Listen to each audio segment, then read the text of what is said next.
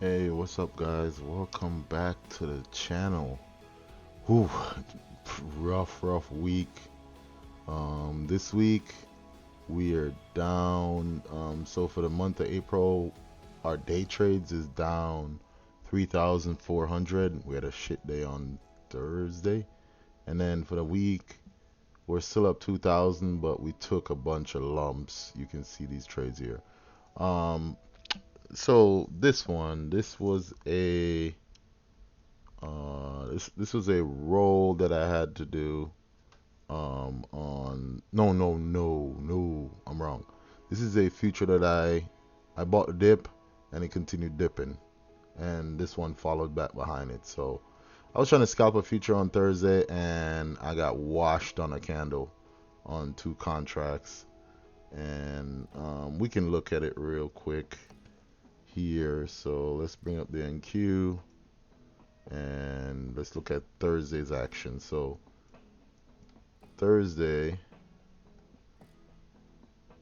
I anticipated that, hey, oh, we might do a little recovery. So we had this big wash here on the 5 minute. So I was just like, all right, we're gonna do a little recovery action. Two big wash candles in a row. Like, this is a big drop. Like, you can see we're coming from 18,400 down to 18,265, the bottom of this candle. So I'm watching this candle. I see it got bought up. It's there. It's going. It's going. It's going. So it spike up. So I bought in around right here. And I kid you not, it was there hanging out for like 40 seconds. And then the initial drop happened. Like, boom. I got out like somewhere down here is where I got out. So, I got manhandled on this. And I was just like, all right, I'll take the L there. So that was like my most disgusting play of the week. Uh, I had to roll two puts. I had two puts in the money, and I had margin issue because oil. While that's going on, we look at oil, and oil was doing this. Let me find Thursday. This is oil. So while that's going on, oil was coming up, and I had two calls on oil on this contract. I had two calls in here, so I had to get out of those calls because those calls were putting me in a bad position on that spike on oil. So, I had to make a decision there, and I chose to take the loss on those two oil contracts that I had. Um, all in all, just if I had left the puts on, yeah, if I had left my puts for Friday on, it would have been better. So let me recap the week on what happened here. So Thursday, I had two puts initially. They were one of them was, I think, yeah, these were the two. One of them was like 290, and the next one was around 230. So we opened up, and these puts were dead. So I went into a 390 put right here, and I bought it back by lunchtime. So I was at the gym at 12 o'clock to 1 o'clock. So when I left, we were we were literally sitting in this area, and I was like, all right, cool.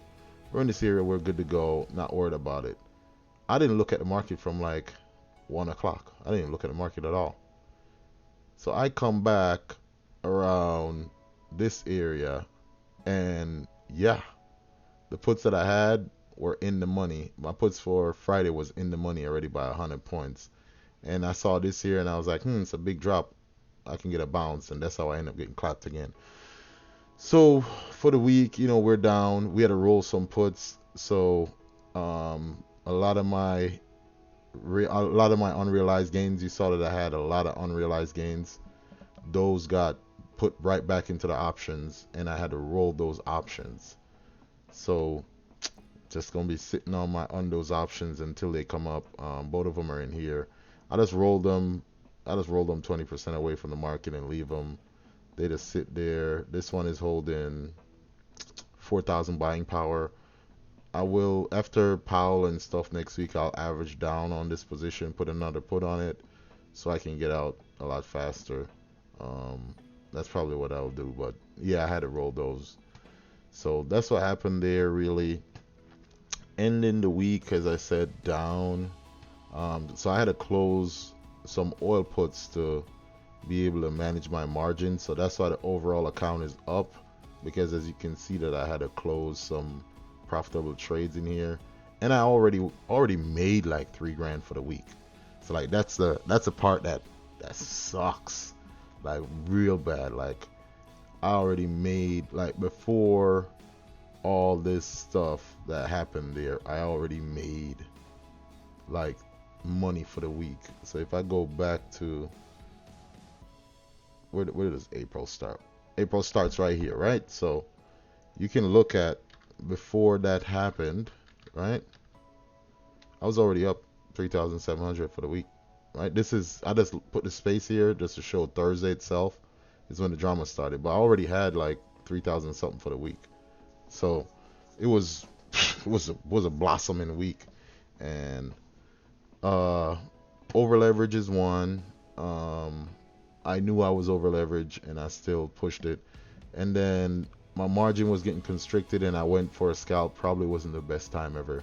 And then Friday, I saw a scalp on Friday, but I was kind of sore from the beat up I got on Thursday.